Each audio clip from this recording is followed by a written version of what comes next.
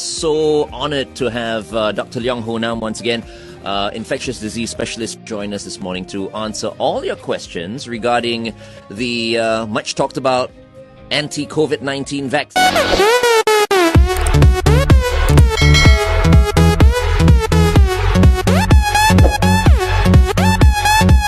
So honored to have Dr. Leong Ho Nam once again, infectious disease specialist, join us this morning to answer all your questions regarding the much talked about anti-COVID-19 vaccine.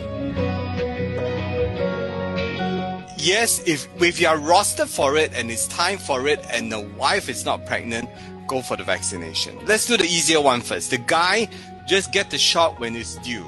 Because when you get the shot, you protect yourself and you're going to protect your family members as well. And of course, the duty honor country comes in. When you get vaccinated, you help protect the whole Singapore. For the wife, what you do is look at your period. Try to schedule the slot just at the time of your period comes within the first 3 to 5 days. Now, if your period doesn't come, hold. Okay, don't go for the vaccine. If your period comes, then I'm sorry, you need to go for more baby making sessions, but go for the vaccine. Right. Then at about 21 days later, you go for your second dose on time. Yes, that's absolutely false. Remember, this is just a cookbook recipe. It teaches you how to cook and you produce the spike protein. But at the end of the day, it doesn't mess up your mind because it doesn't mess up the DNA. The DNA remains structurally intact. It's very difficult. So you have the mRNA come into the cell. It's on the outside. It coats it, gets out, expresses protein, goes out. But the nucleus is protected. It doesn't go in. It's not going to mess it up. So all you need is catch your right period, have your baby, all is good. Asthma is fine. If you have asthma, you should go for the vaccine because you are at risk. You get COVID-19, I'm going to be struggling looking after you. So if you get yourself protected, it's fine. Now, if you have allergies, you need to ask yourself, what's our allergies? Number one, if it's a diarrhea, tummy pain, that kind, go ahead. If it's a mild rash, go ahead. Remember, the word is swelling. If you have swelling of the eyes, swelling of the lips, swelling of the throat, swelling of the tongue, don't go for it. The reason is, as you give the shot, these people are at risk for airway swelling.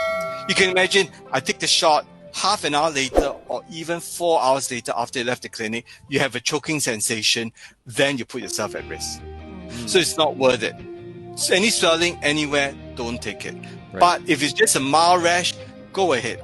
What I would do is I would stand by antihistamines so that if the rash breaks out in the night, I don't have to rush out to the shops to get some medication. Any elderly who's walking around, who's ambulant, who goes out to the community should be vaccinated. That's clear cut. Go for it because you are at risk. Take it, protect it, and then give the rest a break from their heart, the stress, of seeing you sick. So people on heart medication do not have to worry about this at all? No, go ahead. Okay, wow. Okay. So that puts me at rest because I'm on heart medication, so I needed that question answered. No one really knows for sure because we haven't hit the 2-year mark. Wait, 1 year mark from the time the vaccine was introduced. Now, if you look at the amount of antibodies that were produced, we think it should last at least 1 to 2 years.